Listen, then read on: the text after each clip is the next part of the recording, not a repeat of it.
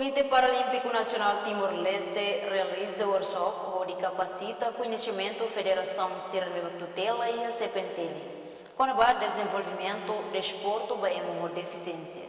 Workshop ne realiza a Vila Verde Quintane, presidente interino CPNTL, Mateus Lucas, sebagai jornalista Siradehan, atividade ohin lorong ne ho Federação Sanulo realiza workshop nune Federação Sira bela atinzi Sirene Serviço e a Federação Hodiak.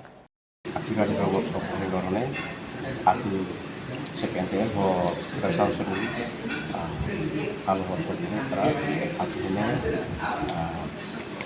Federação Sira bela atinzi Sirene Serviço ya Federação Hodiak. Udah sebagai